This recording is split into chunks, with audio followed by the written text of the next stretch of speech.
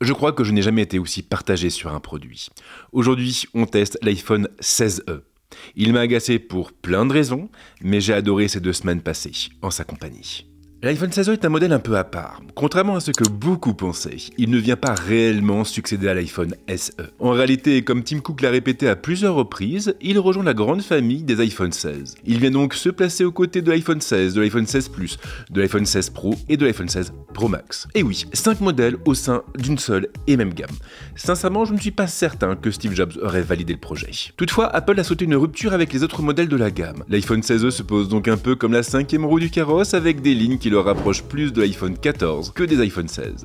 Il conserve bien entendu le dos en verre renforcé et les tranches en aluminium plate, mais il perd le poinçon au profit d'une encoche. Un retour en arrière très agaçant et finalement difficile à justifier. Et encore moins avec toutes les autres concessions faites par Apple, mais ça, nous y reviendrons un petit peu plus tard. Autre point de discorde, les bordures entourant la dalle. Elles sont un peu plus marquées que sur les iPhone 16. Et même si cela se joue à 1 ou 2 mm, c'est suffisant pour casser les lignes du téléphone. Un dos uni nous attend à l'arrière avec 2 couleurs au choix, noir ou blanc. Le look est assez minimaliste, une impression renforcée par la petite taille du module photo. La pièce en tient en effet à une seule et unique optique. Elle est accompagnée d'un trou réservé au microphone et d'un flash. Un look très épuré, très minimaliste et qui est plutôt flatteur à l'œil. L'ergonomie est héritée des iPhone 15. Les boutons de volume et de mise sous tension sont placés aux endroits habituels et ils s'accompagnent d'un bouton d'action. Tout le monde n'en aura pas l'utilité, mais il me sert tout le temps pour accéder au raccourci de ma Tesla et il m'aurait été très difficile de m'en passer. L'iPhone 16e fait en revanche l'impasse sur le bouton de la caméra et ça fait un bien fou. Notez d'ailleurs que je l'ai aussi désactivé sur mon iPhone 16 Pro Max. Je n'ai jamais vu quelque chose d'aussi peu ergonomique. Mais la véritable force de l'iPhone 16e n'a finalement rien à voir avec son design. Non, c'est son format qui le rend unique. Il fait à peu de choses près le gabarit d'un iPhone 16 avec 3 grammes de moins et il est tout simplement redoutable au quotidien. Un vrai bonheur, surtout quand on n'est pas du genre à voyager léger. Surtout que sa petite taille n'est pas un frein pour l'autonomie, mais ça on en reparle tout à l'heure. L'écran est génial. Apple a opté pour une dalle Super Retina XDR et donc pour une dalle OLED avec une diagonale de 6,1 pouces, le support du HDR, une définition en Full HD+, et le support de l'intégralité de l'espace colorimétrique P3. La luminosité est un petit peu en retrait par rapport à un iPhone 16 en revanche, et elle ne dépasse pas les 800 nits contre 1000 nits pour ce dernier. Mais voilà, le vrai problème est ailleurs. Il est ailleurs et il se situe finalement du côté du ProMotion. Il est en effet absent. Et l'iPhone 16e s'en tient par conséquent à une dalle 60 Hz. C'est un sujet compliqué mais je vais être franc avec vous, le ProMotion ne m'a pas particulièrement manqué. En réalité je me suis très vite habitué à l'écran 60 Hz de l'iPhone 16e. Et je pense qu'il en ira de même pour à peu près 90% des utilisateurs et l'ensemble du public ciblé par ce téléphone. Maintenant je ne peux pas cautionner cette stratégie. Je ne peux pas le faire parce que l'iPhone 16e n'est pas proposé au prix d'un iPhone SE. Il coûte 719 €. Et pour ce prix, une dalle 90 Hz aurait été un minimum. L'absence du ProMotion est donc dommage. Ça l'est d'autant plus que cet écran se montre plutôt bon, que ce soit dans la vie de tous les jours, pour les jeux ou pour la consultation de séries et de films. Alors bien sûr, l'encoche coupe un peu l'image, mais ce n'est pas très dérangeant et on finit, une fois encore, par s'habituer. Il y a en revanche un terrain sur lequel l'iPhone 16e est inattaquable. Enfin, 2.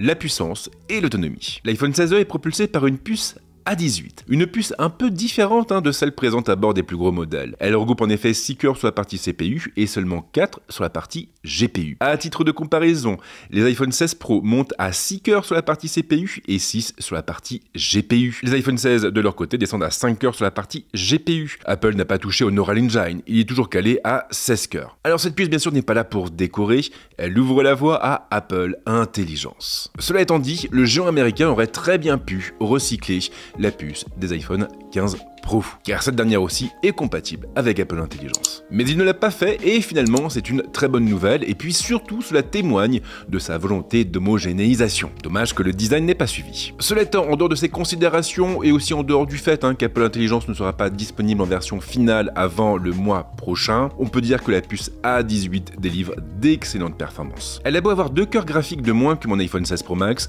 je n'ai pas ressenti la moindre différence en conditions réelles. iOS reste toujours aussi fluide, les applications tournent aux petits oignons et je n'ai eu absolument aucune baisse de performance sur mes jeux, pas même sur les plus gros. Une expérience géniale donc, d'autant plus que l'iPhone 16e s'est aussi distingué dans un autre domaine, celui de l'autonomie. Ici c'est bien simple, il s'est montré plus endurant que mon iPhone 16 Pro Max et même que la plupart des smartphones Android haut de gamme. Rendez-vous compte, en rechargeant à 95% à 8h du matin et en couvrant ensuite un salon comme le MWC de Barcelone, il me restait systématiquement plus de 40% de batterie à la fin de la journée.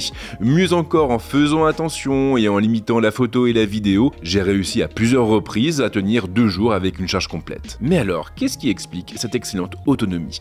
Eh bien, en ce qui me concerne, je pense qu'elle vient du modem. Le C1, c'est son nom, est en effet un modem un petit peu à part. C'est le tout premier fabriqué par Apple. Il sort des laboratoires de la firme et il semble faire des merveilles, du moins en autonomie. Car du côté des performances, on n'est pas tout à fait pareil. En intérieur et en 5G, il atteint en moyenne les 207 mégabits par seconde en download et les 18,3 mégabits par seconde en upload avec un ping de 31 millisecondes. L'iPhone 16 Pro Max, de son côté, monte à 389 mégabits par seconde en download dans les mêmes conditions et à 6,86 mégabits par seconde en upload avec un ping de 25 millisecondes. En gros donc, le modem C1 est un petit peu moins bon en réception, en revanche il est meilleur sur l'émission, sur l'upload. Et ça, j'avoue que je ne l'avais pas vu venir.